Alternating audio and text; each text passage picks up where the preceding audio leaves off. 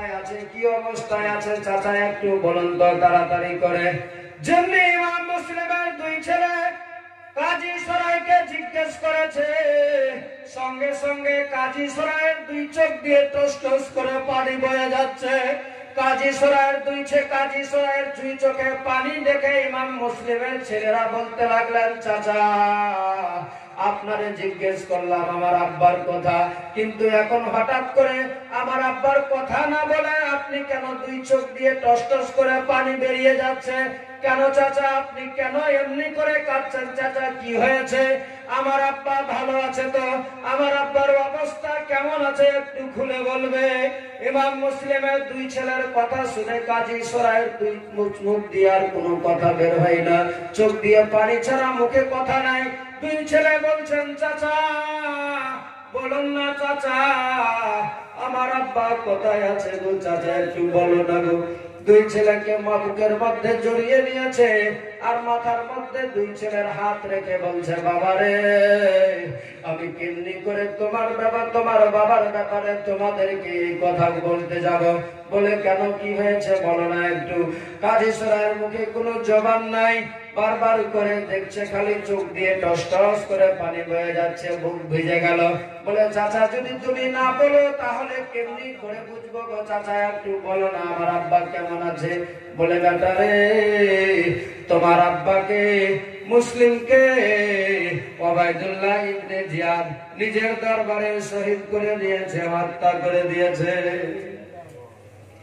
যেমনি এই কথা ইমাম মুসলিমের দুই ছেলে শুনতে পেয়েছে, ওই কাজী সরাই বুকের মধ্যে জড়িয়ে নিয়েছিল, সঙ্গে সঙ্গে দুই ছেলে আব্বা বলে অজ্ঞান হয়ে মাটিতে লুটিয়ে পড়ে গেল। কাজী সরাই দুই ছেলেকে বারবার দুই ছেলের মাথার উপরে হাত বুলাচ্ছে আর বলে, বাবা তোমরা এমন করে কেঁদো না, অজ্ঞান হতে গেলে হবে না বাবা, তাড়াতাড়ি করে উঠে যাও বাবা রে। মুসলিমের দুই ছেলেকে বারবার করে মাথার মধ্যে হাত বুলাচ্ছে। কাজী সরাইকে দেখে ইমাম মুসলিমের সঙ্গে সঙ্গে ইমাম মুসলিমের দুই ছেলেরা মাটির মধ্যে অজ্ঞান অবস্থায় পড়ে গিয়েছে। কাজী সরাই সঙ্গে সঙ্গে একটা বর্তন থেকে পানি নিয়ে দুই ছেলের মাথার উপরে মুখের মধ্যে ছিটা দিয়েছে। দিবার সঙ্গে সঙ্গে দুই ছেলের জ্ঞান ফিরে গেল। আবার বলে, চাচা আমার আব্বা কোথায় আছে একটু নিয়ে চলো না গো, আমার আব্বারে একটু দেখাবে না, আমার আব্বাকে না দেখতে গেলে আমরা বাঁচতে পারবো না গো চাচা, কারণ আমার আব্বাকে ছাড়া আমরা চলতে পারিনি, আমরা মাকে দেখতে পাইনি গো চাচা। মায়ের আদর যত্ন কারে বলে আমাদের নয় সেটাও জানা। প্রতিটা মুহূর্তে আমরা চাচা আমার আব্বার সঙ্গে চলেছি, যার ফলে আজকে পর্যন্ত আমরা মক্কা থেকে আমার আব্বার সঙ্গে এসেছি। এই আমার আব্বা আমাদেরকে বারবার করে নিষেধ করছিল, তারপরেও আমার আব্বার সঙ্গে এসে পৌঁছেছি। ওগো চাচা একটু তাড়াতাড়ি করে আমার আব্বার কাছে নিয়ে চলো গো, আমার আব্বার কি অবস্থা আছে সেই জায়গায় দেখতে চাই।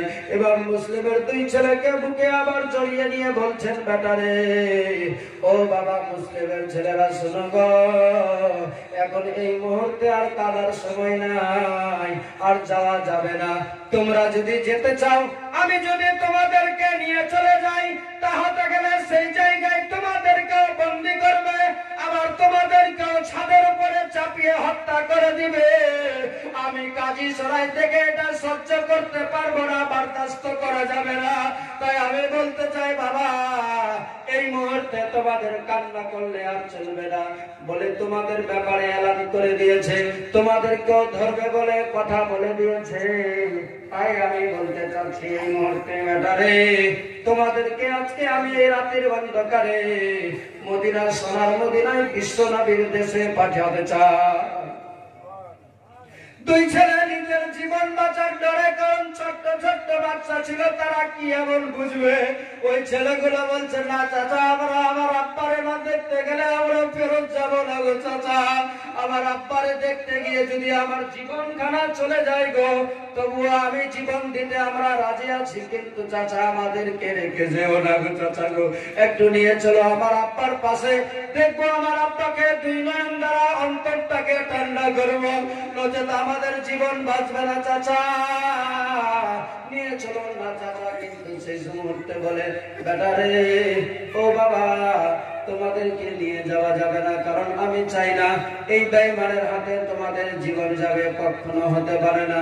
তাই আমি বলতে চাই বাবা, আজকে রাতের অন্ধকারে তোমাদেরকে সোনার মদিনায় পাঠিয়ে দিব। কাজী সরাই নিজের ছেলেকে আসাদ, যার নাম ছিল, সেই আসাদকে ডেকে বলছে, বেটা রে, ও বেটা আসাদ, শোনো, একটা কথা বলবো তোমারে। বলে, বলুন আব্বা, কি এমন বলার আছে? বলে, বেটা, পৃথিবীতে কোনদিন কেমন নিজের বাবা মায়ের ঋণ শোধ করতে পারে না রে বেটা রে? বলে, হ্যাঁ আব্বা। বলে, বেটা, আজকে আমি অন্তর থেকে বলি, তুমি যদি আজকে একটা কাজ করো আমার, তাহলে আমি বাবা কথা দিচ্ছি, কাজী সরাই কথা দিচ্ছি, এই দুটি আলে নবীকে, নবীর খানদান, জান্নাতি ফুলদেরকে সাক্ষী রেখে বলি, বেটা রে, আমি তোমার জন্য দোয়া করব খোদার কাছে, আর আমি দোয়া করব আমার আল্লাহ যেন তোমার জীবনের সমস্ত গুনাহ করে দেয় ক্ষমা। তোমার কোনো গুনাহ থাকবে না, আমি আমার তোমার প্রতি কোনো দুঃখ থাকবে না, আমার কোনো রাগ থাকবে না, আমি তোমারে ক্ষমা করে দিব। আমার আল্লাহ রাজি হয়ে যাবে, তুমি সরাসরি ডাইরেক্ট জান্নাতে যাবে। বেটা, তুমি যদি আজকে আমার কথা শুনতে পারো, তবে আমি তোমার জন্য এই দোয়া করতে চাই। আসাদ সেই সময় বলেছিলেন, বলো আব্বা, কি এমন কাজ করতে হবে? বলে, দেখতে পাচ্ছ ছোট্ট ছোট্ট মুসলিমের দুটি বাচ্চা রয়েছে, এই বাচ্চাগুলোকে যদি আজকে কাফেলার দ্বারা মক্কায় মদিনাতে পৌঁছিয়ে দিতে পারো, তাহলে আমি বাবা তোমাকে সমস্ত গুনাহ করে দেব ক্ষমা। আসাদ সঙ্গে সঙ্গে বলে, ওগো আব্বা, আপনারে চিন্তা করতে হবে না গো আব্বা, মুসলিমের ছেলেদেরকে নিয়ে যাব আজকে আমি এই রাস্তা দিয়ে, এক্ষুনি আমি তাদেরকে মদিনা পৌঁছানোর ব্যবস্থা নিতে যাচ্ছি। ইমাম মুসলিমের দুই ছেলে সামনে দাঁড়িয়ে আছে। ওই বাবার কথা শুনে তাদের কলেজায় বড় ডর লেগেছে, কারণ মায়ের কথা মনে পড়ছে, বাবার কথা মনে পড়ে। কাজী সরাই তাদের মাথায় হাত বুলিয়ে বলে, বাবা, এখন কাঁদবে না বাবা রে, তোমাদেরকে যেতে হবে সোনার মদিনাতে। কাজী সরাই সঙ্গে সঙ্গে দুই ছেলের কোমরের মধ্যে কিছু দিনার বেঁধে দিলেন, পয়সা দিয়ে দিলেন। বলে, বাবা রে, তোমরা যাবে আজকে এই রাত্রি বেলায় এই জায়গা দিয়ে চলে যাবে, হাঁটতে হাঁটতে, রাস্তায় চলতে চলতে কত হয়তো ক্ষুধা লাগতে পারে। সেই জায়গায় তোমাদের কাছে যদি কোনো পয়সা না থাকে, তাহলে তোমাদেরকে কেউ খাবার দিবে না, পয়সা থাকলে দোকান থেকে নিয়ে নিবে, খাবার খেয়ে একটু মনের মধ্যে সান্ত্বনা হবে, পেট ভরে যাবে, তোমরা তখন আরামসে চলে যাবে সোনার মদিনাতে, অসুবিধার কোনো কারণ নাই। তাই দুই ছেলের কোমরের মধ্যে 5-5 দিরহাম করে দিনার গুলো বেঁধে দিলেন, দুই ছেলেকে বুকে লাগালেন। বলে, বাবা, আমি তোমাদেরকে আর পারলাম না রাখতে, কারণ আমি মনে করেছিলাম আজ থেকে নিয়ে যতদিন এই জায়গায় আমার বাড়ি থাকবে, আমার জীবন থাকবে, তোমাদেরকে রাখবো আমার বাড়িতে। কিন্তু বাবা, আমি নিজের জীবন বাঁচার জন্য শুধু তোমাদেরকে পাঠাচ্ছি না, আমার জীবন চলে যাবে তাতেও আমি নিজের জীবনের পরোয়া করি না। উদ্দেশ্য একটাই আছে, তোমাদের যেন জীবন বেঁচে যায়, নাহলে নচেত এই জিদের দলের লোকেরা, ওবায়দুল্লাহ ইবনে জিয়াদ এমন বেঈমান লালচী কুকুর জাহান্নামে রয়ে আছে, প্রতিটা বাড়ি থেকে যাচাই করে প্রতিটা বাড়িতে খোঁজ লাগাবে, আর তোমাদেরকে যদি পেয়ে যায় তাহলে ধরে নিয়ে চলে যাবে, তোমাদেরকে আমার চোখের সামনে হত্যা করবে, শহীদ করবে। আমার দ্বারা সহ্য হবে না, আমার জীবন চলে যাবে, আমি বরদাস্ত করতে পারবো না। তার জন্য আমি নিজের জীবনের জন্য বলি না বাবা, আমি তোমাদের জীবনটা যেন বেঁচে যায়, যার ফলে আমি তোমাদেরকে পাঠাতে চাচ্ছি সোনার মদিনাতে। তোমরা মনে করো না, মনে যদি দুঃখ করো, একটু যদি তোমাদের মনে দুঃখ চলে আসে, তাহলে আমার খোদা আমাকে জাহান্নামে দিয়ে দিবে। তবে আমি এই জন্যই তোমাদের কাছে কাগজে মিনতি করে বলি, বাবা রে, আমার এটা কোনো উদ্দেশ্য নাই, আমার একটা মনের শুধু এরাদায় হয়ে আছে যে যেন তোমরা সোনার মদিনাতে পৌঁছে যেতে পারো। এই বলে আসারের হাতে তুলে দিল আসার সঙ্গে সঙ্গে নিজের দরওয়াজার পাশে চলে গেল। দরওয়াজায় যাওয়ার সাথে সাথে দেখছে যেন যেই কাফেলারা যায় রাস্তা দিয়ে মদিনাতে, সেই কাফেলারা সেই লোকজন চলে গিয়েছে, একটু আগে অগ্রসর হয়ে গিয়েছে, 1-2 কিলোমিটার দূরে তারা চলে গিয়েছে। আসাদ তখন বলে, ও মুসলিমের ছেলেরা, ও ইব্রাহিম ও মুহাম্মদ, দেখতে পাচ্ছ বাবা, ওই দেখা যায় যেন দূরে, অনেক দূরে দেখা যাচ্ছে ধুলোবালি উড়ছে। যদি তোমরা একটু চেষ্টা করো দৌড়াতে দৌড়াতে যাও, তাহলে ওই কাফেলার সঙ্গ পেয়ে যাবে। ওই কাফেলার সঙ্গে তাহলে তোমরা আরামসে সোনার মদিনায় পৌঁছে যাবে। তোমাদের জীবন যাবে না, তোমাদেরকে মারতে পাবে না। সোনার মদিনায় চলে গেলে শান্তির জীবন কাটবে তোমাদের। তোমাদেরকে আদর যত্ন করার জন্য লোকের অভাব থাকবে না মদিনাতে। দুই ছেলে তাই জীবন বাঁচার জন্য চলে যাচ্ছেন দৌড়াতে দৌড়াতে। যেতে যেতে এক রাস্তায় গিয়ে পৌঁছেছে, যেই জায়গাতে দুটো রাস্তা হয়ে গিয়েছে। একটা রাস্তা ডানে গিয়েছে, একটা বামে গিয়েছে। মধ্যস্থলে দুই ছেলে দাঁড়িয়ে গিয়েছে, বসে গিয়েছে। বসার সঙ্গে সঙ্গে ওই দুই ছেলে বলতে লাগলেন, ও ভাই, ডান দিক দিয়ে গেল না বাম দিক দিয়ে গেল? ছোট ভাই বলে, ভাই আমারও নাই জানা, তোমারও নাই জানা, কোন দিকে যাবে আবার বলো না। দুই ভাই মিলে চিন্তা ধারণা করে লাস্ট অব্দি সিদ্ধান্ত নিল, চলো হয়তো মনে হয় এই রাস্তায় গিয়েছে। বেড়াদার বাবা ভাই সারাটি রাত দৌড়াতে দৌড়াতে চলে যাচ্ছে। যেতে যেতে যেতে যেতে এক জায়গায় হঠাৎ করে একটা পাথরের মধ্যে লেগে গেল মুসলিমের বড় ছেলেকে। ইব্রাহিমের যেমনি পায়ের মধ্যে পাথর লেগেছে, আঘাত লাগার সঙ্গে সঙ্গে জমিনে লুটিয়ে পড়ে গেল। সঙ্গে সঙ্গে মুহাম্মদ বলে, ভাই পড়লে চলবে না এখন, কারণ সময় নাই, চলো ভাই তাড়াতাড়ি করে যেতে হবে, নচেত কাফেলা আমাদের কাছ থেকে দূরে চলে যাবে। এই তাদের টার্গেট ছিল, এটাই শুধু তাদের চিন্তা ধারণা ছিল। কাফেলাকে পেতে গেলে আমরা সোনার মদিনায় আরামসে পৌঁছে যাব, কোনো চিন্তার কারণ নাই। কিন্তু আল্লাহ তাআলা তাদের উদ্দেশ্যে যে লিখে দিন তারা মদিনায় যেতে পারে না, তাদেরকে আবার ফেরত চলে আসতে হবে আবার ওই জায়গাতে। এবার মুসলিমের দুই ছেলেরা সারাটি রাত দৌড়াতে দৌড়াতে দেখা গেল ফজরের সময় যখন হয়ে গিয়েছে, যে বিল্ডিং দিয়ে গিয়েছিল, যে বড় বড় বিল্ডিং দেখা যাচ্ছিল, ওই জায়গাটা হঠাৎ করে আবার থমকে দাঁড়িয়ে গেল। ইব্রাহিম বলে, ভাই, ও ভাই মুহাম্মদ, আমরা কি করলাম সারা রাত চলে রে ভাই? চিন্তা ধারণা ছিল যেই ব্যাপারে, আমরা মনে করেছিলাম চলে যাব সোনার মদিনাতে। ও ভাই, সারা রাত্রি চললাম, তারপরেও রাস্তা কেন শেষ হলো না? আমরা এখন কেন আবার এই জায়গাতে, যেই জায়গাতে যেই গেট দিয়ে গিয়েছিলাম, এটাই তো কাজী সুরাইয়ের বাড়ি আছে, এটাই তো বিল্ডিং এ আমরা ছিলাম রয়ে, আজকে কেন আমাদের নসিবে হয়ে গেল এমনি করে? কেন ভাই আমরা কি সোনার মদিনায় যেতে পাবো না? বেড়াদার দেখছে কাজী সুরাইয়ের সেই সময় দরওয়াজায় কিলটোকা আছে, দরওয়াজা লাগা আছে, আর দেখতে পাচ্ছে যেন কিছু লোকজন লালটিন নিয়ে খোঁজাখুঁজি করে কারে যেন খুঁজছে। অনেক লোকজনকে দেখা যাচ্ছে, খরচ হয়ে যাচ্ছে, সকাল হয়ে যাচ্ছে। সেই সময় ইব্রাহিম বলে, ভাই দেরি করা যাবে না, চলো কোন জায়গায় গিয়ে আশ্রয় দিব, একটু লুকিয়ে যাব, সকালবেলা সারাদিন থাকবো, সন্ধ্যা হবে আবার চলতে লাগবো। আল্লাহ যদি চায় তাহলে আমরা সোনার মদিনায় পৌঁছে যাব।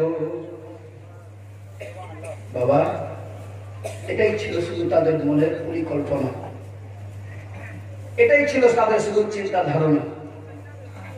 টার্গেট যে করে হোক না কেন আমাদেরকে সোনার মদিনায় যেতে হবে, নচেত সোনার মদিনা যাওয়া ছাড়া যে আমাদের জীবন বাঁচবে না।